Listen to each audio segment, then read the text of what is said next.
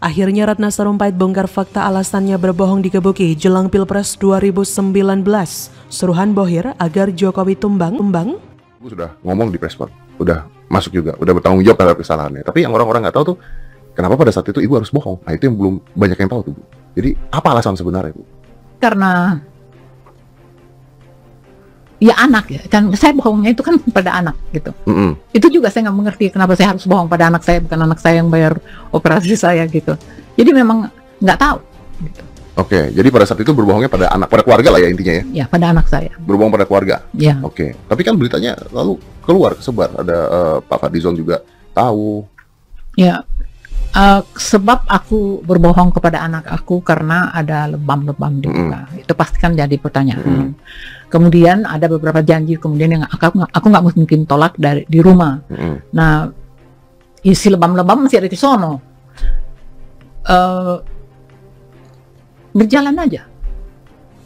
Jadi awalnya cuma gara-gara tidak mau anak-anak tahu kalau itu operasi gitu? Iya. Oke. Nah bisa larinya tapi akhirnya digulingkan ke politik? Ya karena mungkin saya minta maaf kalau bukan. Karena mungkin ini empuk untuk politik. Sosok Ratna Sarumpait kini kembali menjadi perbincangan setelah menjadi bintang tamu dalam sesi podcast YouTube Deddy Corbuzier. Dalam perbincangannya bersama dengan Deddy, Ratna mendapatkan pertanyaan terkait kasus kebohongannya pada 2018 jelang Pilpres.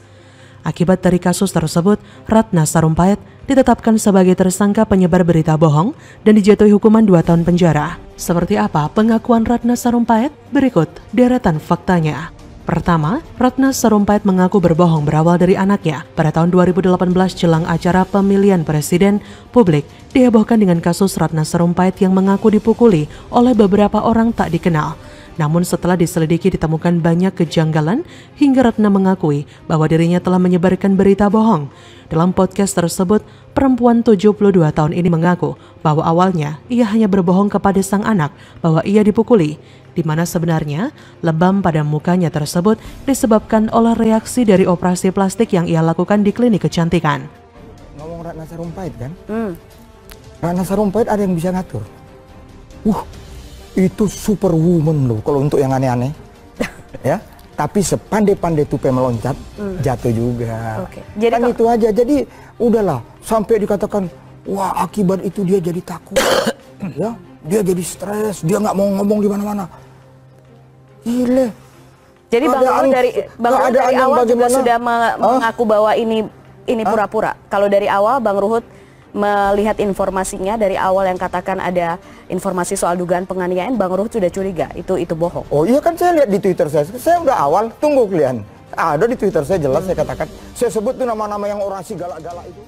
Yang kedua, tak mengerti mengapa harus berbohong pada anaknya. Aktivis sosial ini juga mengatakan dalam podcast tersebut bahwa ia juga tidak memahami alasan mengapa ia harus berbohong kepada anaknya. Saat ditanya oleh Deddy Corbuzier, apakah ia tak khawatir anaknya akan melaporkan tindakan tersebut kepada polisi? Ibunda Atika Ziolan ini menjawab bahwa ia juga memberitahu anaknya agar tidak membesarkan masalah tersebut. Ketiga, ketika ditanya bagaimana kasus tersebut kemudian terbawa hingga ke ranah politik, Ratna menjawab bahwa secara mengalir, ia tiba-tiba menceritakan kebohongan yang sama kepada salah seorang tamu politik yang berkunjung ke rumahnya. Setelah menceritakan hal tersebut kepada tamu politiknya, Ratna tak menduga bahwa berita tersebut sangatlah mudah tersebar hingga ramai menjadi perbincangan di masyarakat. Keempat, dalam podcast tersebut Ratna Sarumpait menegaskan bahwa semua yang ia katakan terkait pengeroyokan hingga babak belur di 2018 adalah kebohongan. Ia berharap agar masyarakat tak ada lagi yang mempercayai hal tersebut. Apa yang menimpa Ratna Sarumpait juga disinggung oleh mantan Wakil Ketua DPR RI Fahri Hamzah yang mengungkapkan bahwa informasi bohong yang disampaikan Ratna menyebabkan ia dipenjara 2 tahun karena terbukti bohong dan berakibat ramai. Tapi begitu banyak pejabat publik, tua dan muda, berbohong tanpa konsekuensi hukum apapun, padahal mereka digaji tapi bikin onar di ruang publik. Melalui tulisan ini penulis tidak berniat mengajak masyarakat untuk ramai-ramai menghakimi Ratna Sarumpait, tapi penulis hendak mengajak seluruh masyarakat Indonesia untuk tidak menjadi bego. Bego itu bukan dipengaruhi kemampuan intelektual, tapi kemampuan untuk berpikir dengan logis dan percaya terhadap sesuatu tanpa memeriksa fakta sebenarnya. Ratna berpesan agar kita mengambil hikmah dan pelajaran dari kejadian ini. Penulis berharap nasihat Ratna itu kita lakukan. Jangan lagi percaya kepada berita hoax. Kita tidak bisa membendung berita hoax bertebaran, tapi kita bisa menghindari untuk tenggelam dalam berita hoax. Belajarlah untuk tidak segera percaya dengan berita dan pernyataan Ratna, juga orang-orang di kubu Ratna. Untuk Ibu Ratna, kita doakan untuk segera bertobat dari hobi menyebarkan berita hoax ke depannya. Bagaimana menurut Anda?